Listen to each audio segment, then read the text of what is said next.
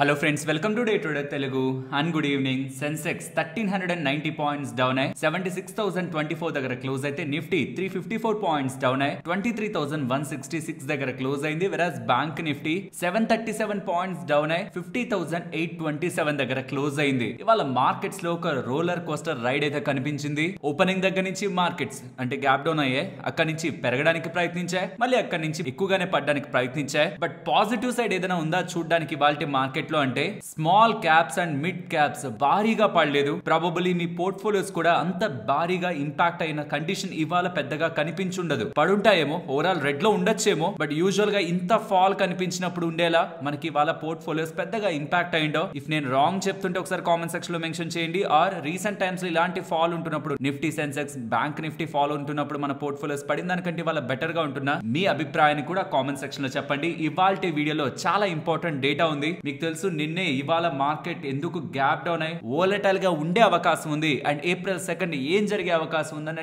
Detailed analysis market opening కి ముందే share చేశాను. బట్ ఆఫ్టర్ ఆ వీడియో తర్వాత చాలా అప్డేట్స్ అయితే మార్కెట్ లో ఫ్లో అయ్యాయి. పర్టికులర్ గా 30-15 అని మెన్షన్ చేస్తూ, అంటే 15 దేశాల గురించి మెన్షన్ చేస్తూ, అందులో ఇండియా కూడా ఉంది, వాటి గురించి మెన్షన్ చేస్తూ అఫీషియల్ గా యుఎస్ గవర్నమెంట్ సైడ్ నుంచి అప్డేట్స్ వస్తున్నాయి. అండ్ సిఎన్బిసి వాళ్ళ రిపోర్ట్స్ ప్రకారం యుఎస్ గవర్నమెంట్ మిగిలిన దేశాల మీద టారిఫ్లు వేస్తుందేమో, కానీ ఇండియా మీద టారిఫ్ని ఇంకొక నెల 2 నెలలు పాస్ చేసేదానికి అవకాశం ఉందనే సోర్సెస్ నుంచి డేటా అంటూ కూడా ఒక సర్ప్రైజ్ పాజిటివ్ ఎలిమెంట్ కూడా మార్కెట్ లో ప్లే అయ్యేలా డేటా కనిపిస్తుంది. కాబట్టి ఇది ఇంపార్టెంట్ గా మనం డీటెయిల్డ్ గా అనాలిసిస్ చేసుకుంటూ మన ఇండియాలో ఏ సెక్టార్స్ రిలేటెడ్ గా ఎలాంటి ఇంపాక్ట్ ఉంటుందనేది జేపీ మోర్గన్ వాళ్ళు రిలీజ్ చేసిన ఈ డేటాతో కూడా నేను మీకు క్లియర్ గా ఇవాళ మార్కెట్ అనాలిసిస్ లో ఎక్స్ప్లెయిన్ చేస్తాను. ప్రాబబుల్లీ వాచ్ చేయండి ఎండ్ వరకు, ఈ మార్కెట్ అనాలిసిస్ వరకు, ఎందుకంటే ఇలాంటి అన్సర్టనిటీస్ మార్కెట్ లో పెయిన్ ని క్రియేట్ చేసి ఇమీడియట్ గా రివర్సల్స్ ని కూడా క్రియేట్ చేయగలిగే ఒక టెంపరరీ ఈవెంట్స్ గా మిగిలిపోతాయి. మనం చూడలేదు ఫ్యూచర్ ఏం జరుగుతుందని, కాబట్టి ఉన్న ప్రతి ఆప్షన్ ని నేను మీకు ఎక్స్ప్లెయిన్ చేస్తాను. ఏదో పాజిటివ్ సైడే మాట్లాడకుండా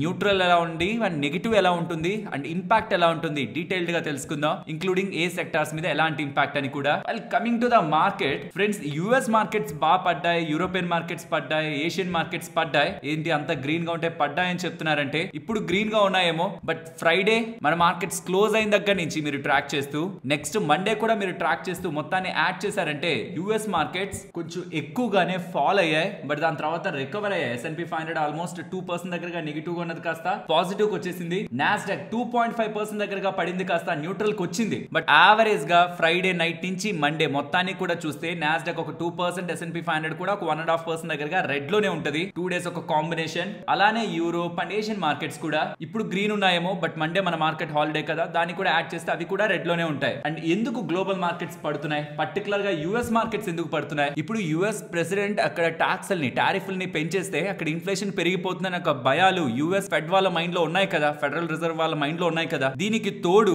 అక్కడ ఉంటున్న ఇన్ఫ్లేషన్, పీసీ ఇన్ఫ్లేషన్ డేటా కూడా ఎక్కువగా వచ్చింది అనుకోండి, మరి వాళ్ళు రేట్ కట్ చేసే ప్రాబబిలిటీ ఉంటుందా? తగ్గుతుంది కదా. అంటే అక్కడ నార్మల్ ఇన్ఫ్లేషన్ పర్సనల్ కన్సంప్షన్ లెవెల్లోనూ పెరుగుతూ అక్కడ యుఎస్ ప్రెసిడెంట్ తీసుకుంటున్న డెసిషన్స్ తోనూ మళ్ళీ ఇన్ఫ్లేషన్ పెరుగుతుందని ఒక భయాలు ఉంటే యుఎస్ సెంట్రల్ బ్యాంక్ అయినా యుఎస్ ఫెడ్ వాళ్ళు వడ్డీ రేట్లు కట్ చేయరు కదా. కాబట్టి ఫ్రైడే మార్కెట్ క్లోజ్ అయ్యాక వచ్చిన పీసీ ఇన్ఫ్లేషన్ డేటా ఎక్స్పెక్టేషన్స్ కంటే ఎక్కువగా వస్తుండడం యుఎస్ మార్కెట్స్ ని అండ్ గ్లోబల్ మార్కెట్స్ ని హిట్ చేసింది. ఇదిలా ఉంటే యుఎస్ మార్కెట్స్ రెసెషన్ లోకి వెళ్లే ప్రాబబిలిటీ 35% కి వెళ్ళిందనేలా గోల్డ్మన్ సాక్స్ వాళ్ళు చెప్తున్నారు. ఇది ట్రంప్ గారు రాకముందు ఆల్మోస్ట్ 5-10% దగ్గరగా ఉందనేలా వీళ్ళు స్టేట్మెంట్స్ చేసినట్లున్నారు. యుఎస్ ప్రెసిడెంట్ గా ట్రంప్ ఎన్నికైన తర్వాత అది 15% కి పెంచారు, తర్వాత 20%, ఇప్పుడు ఏకంగా 35% కి రెసెషన్ వెళ్ళిపోతుందని చెప్పేది ఒక్కసారి కాకుండా మల్టిపుల్ టైమ్స్ రెసెషన్ అని గోల్డ్మన్ సాక్స్ వాళ్ళ అప్డేట్స్ తో యుఎస్ మార్కెట్స్ లో ఫర్దర్ ఫాల్ మనకి కనిపించింది. ఇది US markets and global markets related గా పెయిన్ ని క్రియేట్ చేసిన factor. I mean apart from ఈ ట్రంప్ ఒక రెసిప్రోకల్ టారిఫ్స్ ఇంకేమేమి జరిగాయన్న దాని రిలేటెడ్ గా మెన్షన్ చేస్తూ వస్తున్నాను. ట్రంప్ ఒక reciprocal tariffs A main and అది ఎప్పుడు ఇంపాక్ట్ అయ్యే ఛాన్స్ ఉందనేది కూడా ఫాక్స్ న్యూస్ వాళ్ళు డీటెయిల్డ్ గా టైం తో పాటు అప్డేట్ చేశారు. అది కూడా నేను మీకు అప్డేట్ చేస్తాను. బట్ దానికి ముందు ఇంకొంత డేటాని మీతో షేర్ చేయాలి. Not just reciprocal tariffs related గా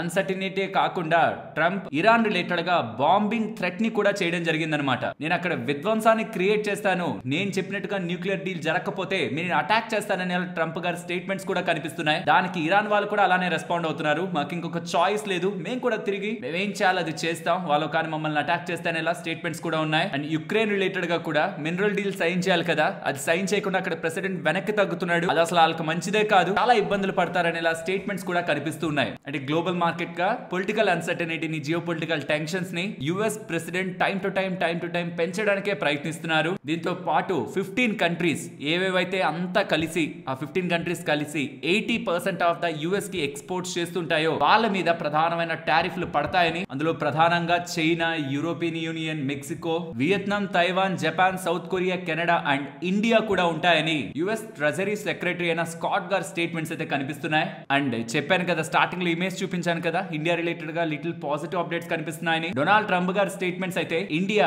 సబ్స్టాన్షియల్ గా టారిఫ్లు తగ్గించబోతుంది. మేమేమైతే అనుకున్నామో టారిఫ్లు తగ్గించాలని దాని రిలేటెడ్ గా ఇండియా పనులు చేస్తూ ఉంది. దీంతో ఇండియా అండ్ యుఎస్ కలిసి ఫర్దర్ గా బిజినెస్ చేసేలా, ఫర్దర్ గా గ్రో అయ్యేలా స్టెప్స్ అయితే పడుతున్నాయని మల్టిపుల్ ఫైనాన్షియల్ ప్లాట్ఫామ్స్ లో మనకి డేటా అయితే పబ్లిష్ అవుతుంది. ఇందులో భాగంగానే సిఎన్బిసి టీవీ 18 వాళ్ళు చెప్తున్నదైతే యుఎస్ గవర్నమెంట్ ఎలాగో ఇండియా డిస్కషన్స్ మల్టిపుల్ లేయర్స్ లో డిస్కషన్స్ చేస్తుంది కాబట్టి ఏప్రిల్ 2న చాలా కంట్రీస్ మీద మనం టారిఫ్లను విధించిన ఇండియా మీద ఇమీడియట్ గా విధించకుండా ఒక నెల కానీ ఆ 2 నెలలు కానీ దాన్ని పోస్ట్ పోన్ చేసి ఇంకా మంచి డిస్కషన్స్ చేసి, ఎలాగో ఇండియా డిస్కషన్స్ లో మంచిగానే డీల్స్ కి వస్తున్నారు కాబట్టి వాళ్ళతో ఇంకొంత టైం స్పెండ్ చేస్తే ఇంకొంత బెటర్ గా వాళ్ళు టారిఫ్లు తగ్గించి మన కంపెనీలకి, యుఎస్ కంపెనీలకి మంచిగానే లాభాల అవకాశాలు ఇచ్చేలా ఇండియా వాళ్ళు ప్రయత్నిస్తున్నారు కదా అని యుఎస్ గవర్నమెంట్ వాళ్ళు ఆలోచిస్తూ ఇండియా మీద టారిఫ్లని 1 నెల లేదా 2 నెలలు ఆపే అవకాశం ఉందని పాజిటివ్ గా ఇండియా రిలేటెడ్ గా స్టేట్మెంట్స్ అయితే కనిపిస్తున్నాయి. సో ఇందాకటి వరకు ఎంటైర్ మార్కెట్ రిలేటెడ్ గా ఉంటున్న ఇంపార్టెంట్ డేటా అని తెలుసుకున్నారు కదా, బట్ ఇప్పుడు ఏదైతే నేను మీకు మెన్షన్ చేయబోతున్నానో ఇది జాగ్రత్తగా అర్థం చేసుకోండి.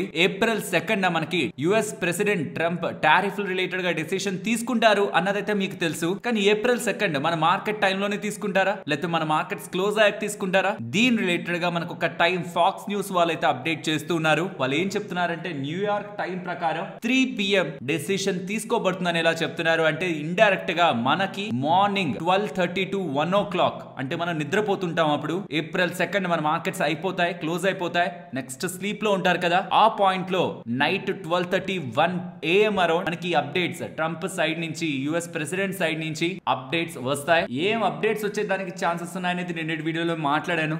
వీలైతే దాన్ని డెఫినెట్ గా వాచ్ చేయండి. బట్ నా ఫైనల్ ఒపీనియన్ అయితే ఒకటే, ఫియర్ ని క్రియేట్ చేసి నేషన్స్ ని బెండ్ చేసి యుఎస్ కి లాభం చేకూర్చుకోవాలనేదే ఎంటైర్ ఒక థీమ్. ఈ టారిఫ్లు వేసేస్తాను రెసిప్రోకల్ టారిఫ్లను భయపెడుతుండడానికి అల్టిమేట్ గోల్ ఏంటి యుఎస్ ప్రెసిడెంట్ గారికి? ఎలా అయినా ఫస్ట్ భయం క్రియేట్ చేయాలి, భయపడితేనే కదా నా మాట వింటారని ఫస్ట్ భయాన్ని క్రియేట్ చేయాలి, తర్వాత వాళ్ళని బెండ్ చేయాలి. బెండ్ చేస్తే మళ్ళీ నేను వెనక్కి తగ్గుతాను. ఈ భయం క్రియేట్ చేసే ప్రాసెస్ లో మార్కెట్స్ కొంత షేక్ అవుతాయి. తర్వాత కొంత టైం కి నేషన్స్ డిస్కస్ చేసుకొని మేమేమి ఈ డెసిషన్స్ కి వచ్చామని వాళ్ళు మళ్ళీ మాట్లాడుకొని మళ్ళీ ఒక స్టెప్ వెనక్కి తగ్గినప్పుడు మార్కెట్స్ మళ్ళీ అలాగే స్ట్రాంగ్ గా బౌన్స్ అవుతాయి. బట్ ఎంత టైం పడుతుంది మళ్ళీ వాళ్ళు డెసిషన్స్ తీసుకోవడానికి అన్నది మనకు తెలియదు. అండ్ ఎలాంటి డెసిషన్స్ ట్రంప్ 2 ఏప్రిల్ లో తీసుకుంటున్నారు అనేది మనకు తెలియదు. లైక్ ఎంత టారిఫ్లు వేస్తారు, ఒకేసారి వేస్తారా లేకపోతే ఫేజ్డ్ మేనర్ లో వేస్తారా, కంట్రీ వైడ్ గా ఒక్కొక్క కంట్రీ మీద ఒక్కొక్కలా డెసిషన్ తీసుకుంటారా? లైక్ ఇండియాని ఎగ్జామ్షన్స్ లో పెడతారు 2 నెలల పాటు అంటున్నారు, బట్ జరగచ్చు జరగకపోవచ్చు. అండ్ మోస్ట్ ఇంపార్టెంట్, అలా ట్యాక్స్ ని వేసాక ఏ కంట్రీస్ ఎలా రెస్పాన్స్ ఇస్తాయి? ఆ కంట్రీస్ కూడా మేము తిరిగి ట్యాక్స్లు వేసేస్తామంటారా? అది వేస్తే ఇంకా మార్కెట్ కి పెయిన్.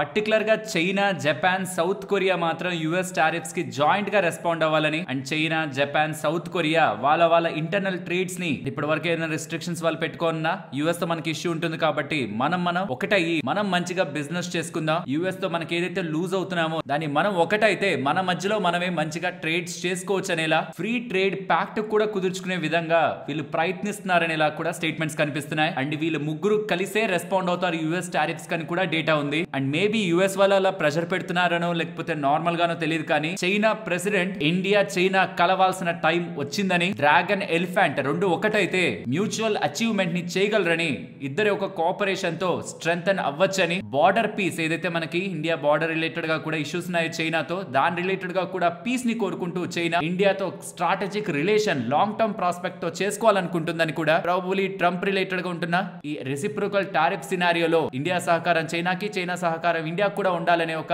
ఆలోచనతో చైనా చూస్తున్నట్లు కూడా డేటా కనిపిస్తుంది. సో ఫైనలీ యుఎస్ ప్రెసిడెంట్ తీసుకుంటున్న డెసిషన్స్ చాలా కంట్రీస్ ని, వాళ్ళ మధ్యలో ఉంటున్న బ్యారియర్స్ ని అండ్ మధ్యలో ఉంటున్న రూల్స్ ని కూడా రీథింక్ చేసుకొని కలిసి పనిచేసేలా ఒకటి చేస్తున్నట్లయితే కనిపిస్తుంది. ఇవన్నీ కూడా ఏప్రిల్ 2, ఇంకెక్కువ టైం వెయిట్ చేయాల్సిన నీడ్ లేదు. రేపు మన మార్కెట్స్ క్లోజ్ అయ్యాక ఏప్రిల్ 3 మార్నింగ్ 1 AM నిద్రపోతున్న టైంలో మనకి అప్డేట్స్ అన్ని కూడా లైవ్ అయితే అవుతాయి. వస్తాయి. అండ్ ఆ అప్డేట్స్ ఇమీడియట్ గా నేను మీకు మన టెలిగ్రామ్ లోను అండ్ వాట్సాప్ లో కూడా సైలెంట్ మోడ్ లో మీకు సౌండ్ రాకుండా అప్డేట్స్ రూపంలో అయితే అక్కడ యుఎస్ ప్రెసిడెంట్ గారు ఇన్ఫర్మేషన్ ఇచ్చిన వెంటనే మార్కెట్స్ కూడా ఎలా రియాక్ట్ అవుతున్నాయి అంతటి డేటాని షేర్ చేస్తాను. ఒకవేళ మీరు లేనట్లయితే టెలిగ్రామ్ అండ్ వాట్సాప్ ఒక లింక్స్ మన డిస్క్రిప్షన్ కామెంట్ సెక్షన్ లో ఉంటాయి. పర్టికులర్ గా వాట్సాప్ మీరు యాప్ లో అప్డేట్స్ అని ఉంటుంది కదా, ఇలా ఇక్కడ క్లిక్ చేసి ఛానల్స్ అని ఉంటుంది, అక్కడ దాని పక్కన ఎక్స్ప్లోర్ అని ఉంటుంది, అది క్లిక్ చేస్తే పైన సర్చ్ ఉంటుంది, అక్కడ డే ట్రేడర్ అని మీరు టైప్ చేయగానే 1,00,000కు పైగా మన వాళ్ళు ఉంటున్న ఛానల్ ఉంటుంది. And as per JP Morgan ఒక ఎస్టిమేట్స్ మనం యుఎస్ కి చేస్తున్న ఎక్స్పోర్ట్స్ ఎక్కడ ఎక్కువగా ఉంటున్నాయి అండ్ వాటి మీద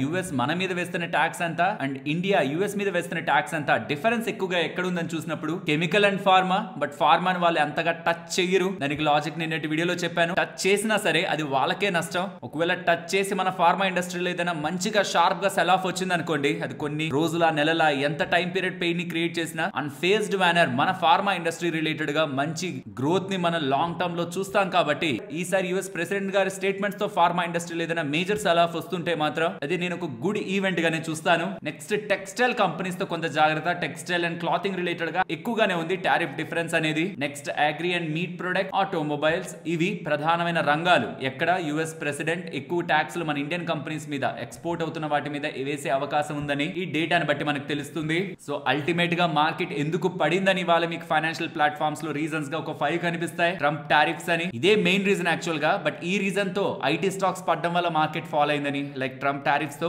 ఐటీ ఎర్నింగ్స్ ఇంపాక్ట్ అవుతాయేమో, ఐటీ డిమాండ్ తగ్గుతుందేమో అని ఐటీ స్టాక్స్ ఫాల్ అయ్యాయని, దాని కారణంగా ఎఫ్ఐఎస్ సెల్లింగ్ లోకి వెళ్ళారని, దాని కారణంగా గ్లోబల్ మార్కెట్స్ అన్ని ఫాలో అవడం కారణంగా ఇండియన్ ఈక్విటీ మార్కెట్స్ ఫాల్ అయ్యాయని, బ్యాంకింగ్ స్టాక్స్ పడ్డాయని, ఒక 5 రీజన్స్ అనేలా మీకు డేటా కనిపిస్తున్నా. అల్టిమేట్ గా మెయిన్ రీజన్ వీటన్నిటిలో కూడా ట్రంప్ టారిఫ్ అనేది మనకు అర్థం అవుతుంది. అండ్ ఈ ట్రంప్ టారిఫ్స్ ఎలా ఉండే అవకాశం ఉంది, యాజ్ అన్ ఇన్వెస్టర్ గా మనం ఏమేమి తెలుసుకోవాలి, పర్టికులర్ గా ఫార్మా స్టాక్స్ రిలేటెడ్ గా ఇంపార్టెంట్ డేటాని కూడా నిన్నటి వీడియోలో షేర్ చేశాను. వీలైతే వాచ్ చేయండి. అగైన్ బిఫోర్ క్లోజింగ్ ఏప్రిల్ 2 మన మార్కెట్స్ క్లోజ్ అయ్యాక ఏప్రిల్ 3 మార్నింగ్ బిఫోర్ మన market opening 1 AM around that to early morning tariff related గా అవుట్కమ్ మనకు వస్తుంది. దానికి మార్కెట్స్ ఓపెనింగ్ లోనే రియాక్ట్ అవుతాయి. బట్ ఇక్కడ మార్కెట్ లో ఉంటున్న వాళ్ళు 3 సినారియోస్ ని మైండ్ లో పెట్టుకోవాలి. ఒకటి వర్స్ట్ కేస్, అందరి మీద నేను భారీగా టారిఫ్లను వేసేస్తాను, ఎవరు నా మాట వెళ్ళలేదు అనుకొని బిగ్ వేలో టారిఫ్లను వేసి వేరొక కంట్రీస్ కూడా ఈక్వల్ గా రెస్పాండ్ అయ్యి ఒక మేజర్ పానిక్ ని మార్కెట్ కి క్రియేట్ చేయడం, ఇది ఒక డిజాస్ట్రస్ కేస్. ఇలా జరిగితే నిజంగానే మార్కెట్స్ భారీగానే పడతాయి. బట్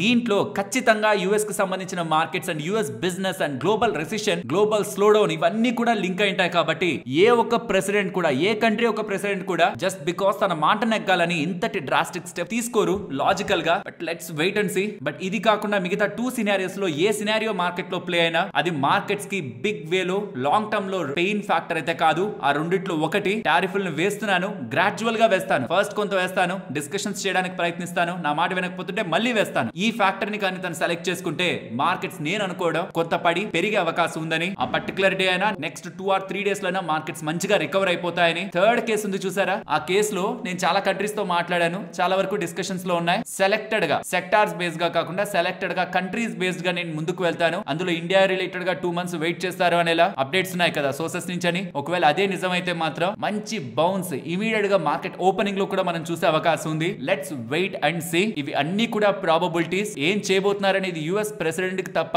ఇంకెవ్వరికి కూడా తెలియదు. బట్ గుడ్ న్యూస్ ఏంటంటే మనం దీనికోసం ఎక్కువ రోజులు వెయిట్ చేయాల్సిన నీడ్ లేదు. ఇంకొక 24 hours వెయిట్ చేస్తే పెయినా గెయినా అనేది మాత్రం మార్కెట్ లో కన్ఫర్మేషన్ అయితే వచ్చేస్తుంది. ఎక్కువ రోజులు దీనికోసం భయపడాల్సిన అవసరం ఉండదు. అండ్ ఫైనలీ రీసెంట్ టైమ్స్ లో యుఎస్ మార్కెట్స్ అయితే ఫాలో అవుతున్నాయి. బట్ గోల్డ్ మాత్రం బాగా పెరుగుతుంది because of this uncertainty. Bonds కూడా పెరుగుతున్నాయి, క్రూడ్ ఆయిల్ కూడా పెరుగుతుంది. ఈక్విటీస్ మాత్రం కొంత బ్యాక్ సీట్ అయితే తీసుకున్నాయి last 2 days. And FIs recent times లో బయర్స్ గా ఉన్న వాళ్ళు కాస్త for the first time in recent days sellers గా మారారు. ప్రాబబ్లీ ఇవాళ కూడా వాళ్ళు సెల్ సైడే ఉంటారు. But after April 2 few days ఒక మార్కెట్ లో డస్ట్ అంతా సెటిల్ అయిన తర్వాత ఎలా మారుతారన్నది రియల్ డేటా టు ట్రాక్. ఇంకా ఎఫ్ఐడిఐ డేటా అయితే రాలేదు. బట్ హిస్టారికల్ గా ఏప్రిల్ మంత్ లో నిఫ్టీ ఒక రిటర్న్స్ ఎలా ఉన్నాయని మనం ట్రాక్ చేస్తే 70% of the time Nifty positive గానే ఉంది. అండ్ ఫ్లోస్ కూడా ఎఫ్ఐఎస్డిఎస్ ఒక నెట్ ఫ్లోస్ కూడా మార్కెట్ లో మెజారిటీ టైమ్స్ పాజిటివ్ గానే ఉన్నాయి. కాబట్టి యుఎస్ ప్రెసిడెంట్ టాక్స్ ఈవెంట్ తర్వాత అది ఒకవేళ మరీ మార్కెట్ ని డిస్టర్బ్ చేయకపోతే, ప్రొవైడెడ్ అది డిస్టర్బ్ చేయకూడదు, టూ మచ్ హర్ట్ చేయకూడదు,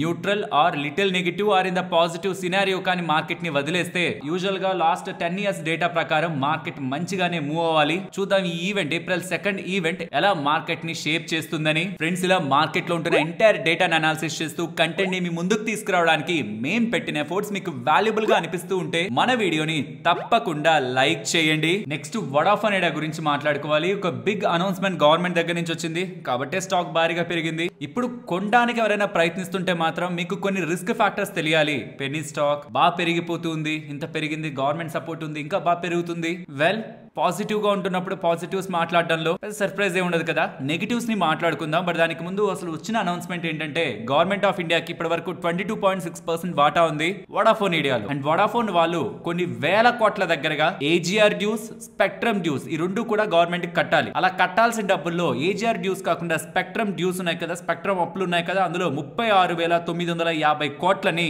మాకు డబ్బుల రూపంలో వద్దు, ఎందుకంటే ఎలాగో మీరు కట్టలేకపోతున్నారు కాబట్టి దాని బదులు మాకు వాటా ఇవ్వండి అని ఇప్పటి వరకు వాళ్ళకుంటున్న 22.6% వాటాని ప్రెసెంట్ 49% వాటాకి పెంచుకున్నారు. అంటే డబ్బులొద్దు, ఈక్విటీని ఇవ్వండి. ఎంత షేర్ ప్రైస్ లో తీసుకున్నారు? 10 రూపాయల పర్ షేర్ లో. లాస్ట్ డే క్లోజింగ్ ఎంత? 6 రూపీస్ 80 పైస్, అంటే 47% ప్రీమియం లో తీసుకున్నారనమాట. 47% ప్రీమియం. సరే, ఇలా తీసుకుంటే ఎందుకు వడాఫోన్ ఐడియా పెరిగింది? దీంతో క్లియర్ గా గవర్నమెంట్ ఆఫ్ ఇండియా వడాఫోన్ ఐడియాని సపోర్ట్ చేయాలనుకుంటుంది. మాకు డబ్బులు రాకపోయినా కనీసం కంపెనీ నిలబడినా, కంపెనీ పతనం అయిపోకుండా నిలబడినా ఏదో ఒక రోజు మనకు డబ్బులు తిరిగి వస్తుంది. లేదంటే వాటా రూపంలో కన్వర్ట్ చేసిన కంపెనీ నిలబడి ఎదిగితే ఎలాగైనా వాటానైనా అమ్ముకొని లాభం పొందొచ్చు. కానీ కంపెనీని అలా మనం వదిలేసి దాని దగ్గర నుంచి వడ్డీలను కలెక్ట్ చేసుకుందామని ప్రయత్నిస్తే, కంపెనీ కట్టలేక దివాలా తీస్తే అసలు ఉండదు, వడ్డీ ఉండదు, కంపెనీ ఉండదు అనే ఒక ఆలోచనతో గవర్నమెంట్ ముందుకు వస్తుంది సపోర్ట్ చేయడానికి. సో ఇంకా సపోర్ట్స్ వస్తాయి గవర్నమెంట్ దగ్గర నుంచి. ఏజీఆర్ డ్యూస్ రిలేటెడ్ గా కూడా సపోర్ట్స్ వస్తే వడాఫోన్ ఐడియా నిలబడుతుందన్న ఒక హోప్స్ మార్కెట్ లో రైజ్ అవుతుండడం ఇవాళ స్టాక్ పెరిగింది. కానీ లాజికల్ గా క్యాలిక్యులేషన్స్ చేస్తుంటే ఇంకా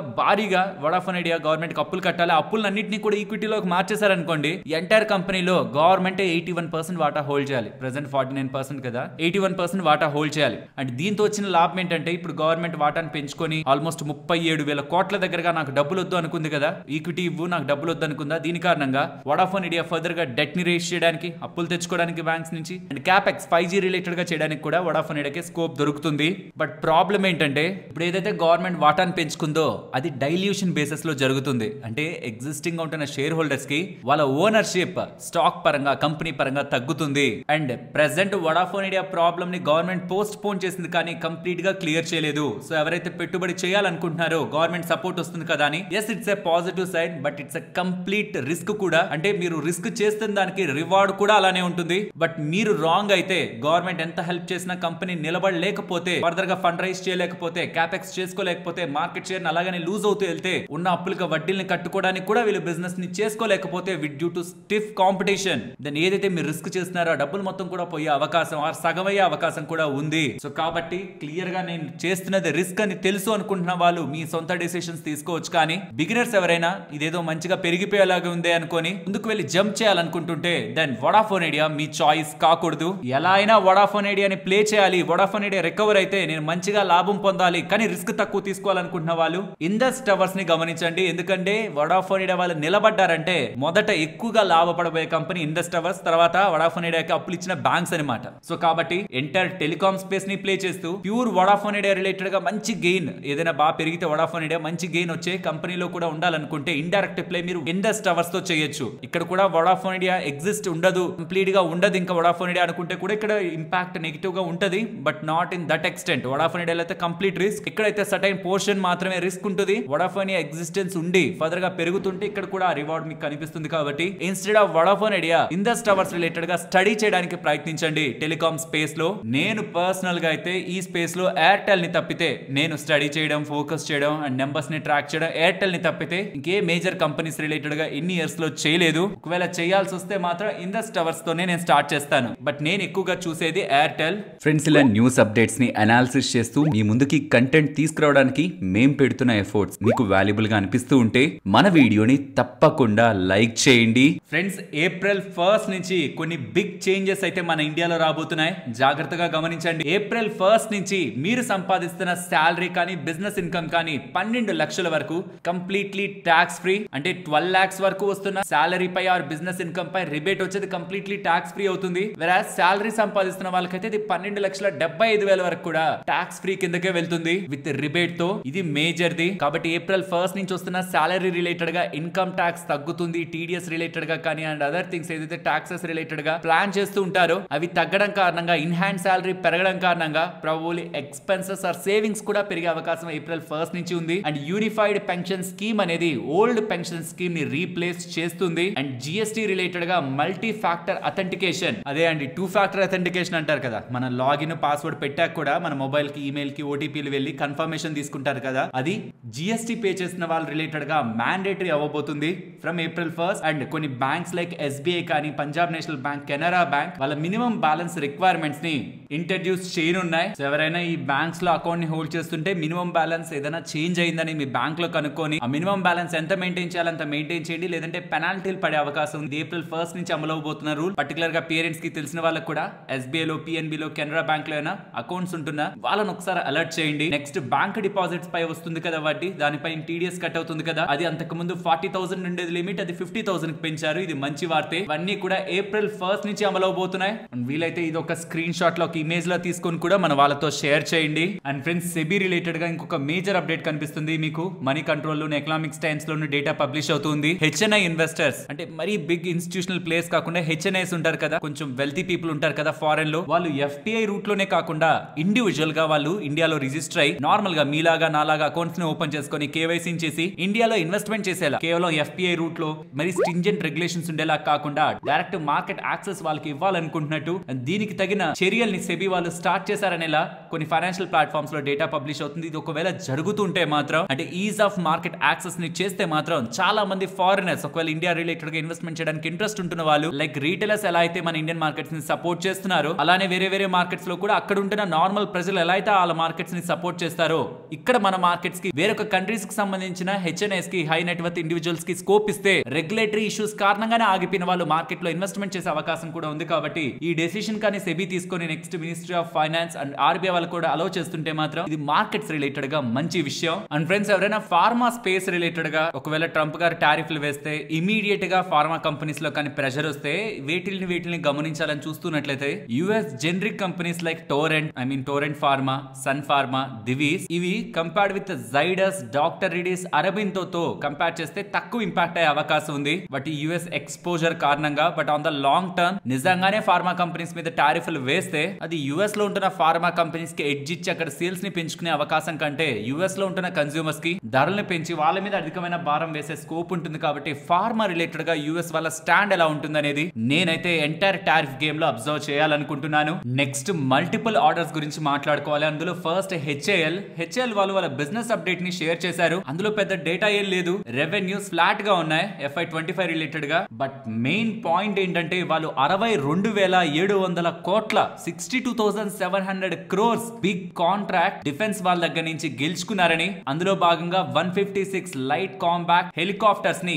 LCH ని ఇండియన్ ఆర్మీకి, ఇండియన్ ఎయిర్ ఫోర్స్ కి సప్లై చేస్తారని, ఈ 156 లో 90 ఏమో ఇండియన్ ఆర్మీకి, 66 ఏమో ఇండియన్ ఎయిర్ ఫోర్స్ కి సప్లై చేస్తూ along with training and other associated equipment ఇవంతా కలుపుకొని 62,700 crores వర్త్ చేసే డీల్ ని గెలుచుకున్నట్లు అప్డేట్ చేస్తుండడం హెచ్ఏఎల్ రిలేటెడ్ గా ఒక మెగా అప్డేట్ గా కన్సిడరేషన్ లోకి తీసుకోవచ్చు. అలాగే HBL ఇంజనీరింగ్ వాళ్ళు కూడా కవచ్ సిస్టమ్స్ రిలేటెడ్ గా బిజినెస్ చేస్తుంటారు కదా, యాంటీ కొలిజన్ రిలేటెడ్ గా ట్రైన్స్ కొలిజన్ అవ్వకుండా వాళ్ళకి 762 crores 56 lakhs విలువ చేసే ఆర్డర్ లభించిందని, నెక్స్ట్ 18 months లో ఈ కవచ్ ఆర్డర్ ని కంప్లీట్ చేస్తారని అప్డేట్ చేశారు. అలాగే కేఈసీ ఇంటర్నేషనల్ వాళ్ళు కూడా 1236 crores విలువ చేసే ఆర్డర్ మల్టిపుల్ డివిజన్స్ దగ్గర నుంచి వీళ్ళకి లభించిందని, దీంతో వీళ్ళ ఆర్డర్ బుక్ 12,600 crores దగ్గరగా రికార్డ్ స్థాయిలో నియర్లీ 25,000 crore మార్క్ దగ్గరగా వీళ్ళు ఇచ్చిన గైడెన్స్ కి ఉందని కేఈసీ ఇంటర్నేషనల్ దగ్గర నుంచి అప్డేట్స్ కనిపిస్తున్నాయి. And finally sterling and Wilson వీళ్ళు కూడా 1470 crore దగ్గరగా ఆర్డర్ ని solar and hybrid projects related గా గెలుచుకున్నారనే అప్డేట్స్ చేస్తున్నారు. సో ఇలా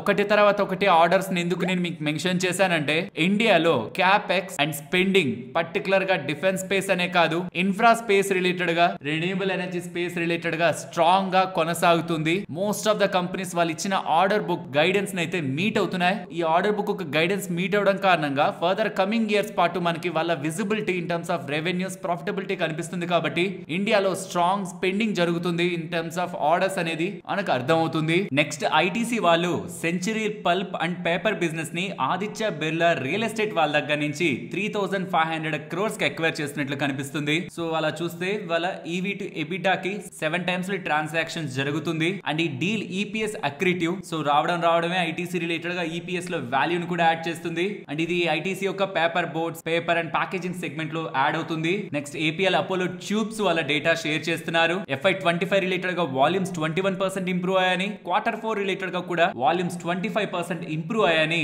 గుడ్ బిజినెస్ డేటా రన్ అవుతుందని ఏపీఎల్ అపోలో ట్యూబ్స్ అప్డేట్ అయితే చేశారు. నెక్స్ట్ ట్రెంట్ ఈ జూడియో కానీ వెస్ట్ లైఫ్ కానీ ఈ స్టోర్స్ ని రన్ చేసే వాళ్ళు బిగ్ అనౌన్స్మెంట్ అయితే చేశారు. ఫస్ట్ టైం వాళ్ళ మైల్ స్టోన్ మార్క్ అయిన 1000 ఫ్యాషన్ స్టోర్ మార్క్ ని క్రాస్ చేశారని, జూడియో రిలేటెడ్ గా స్టోర్ కౌంట్ 757 గాను, వెస్ట్ లైఫ్ రిలేటెడ్ గా 248 గాను, పర్టికులర్ గా జూడియో రిలేటెడ్ గా 39% store count on year basis లో గ్రో అయిందని, ఓన్లీ ఇన్ Q4 లో వాళ్ళు 122 జూడియో స్టోర్స్ ని యాడ్ చేశారని, అండ్ ఎంటైర్ FY25 లో 212 దగ్గరగా న్యూ జూడియో స్టోర్స్ ని యాడ్ చేశారని ట్రెంట్ వాళ్ళు అప్డేట్స్ చేశారు. అండ్ మరొక ఇంట్రెస్టింగ్ వీడియోతో మళ్ళీ మీ ముందుకు వస్తాను. అంతవరకు టేక్ కేర్, జై హింద్.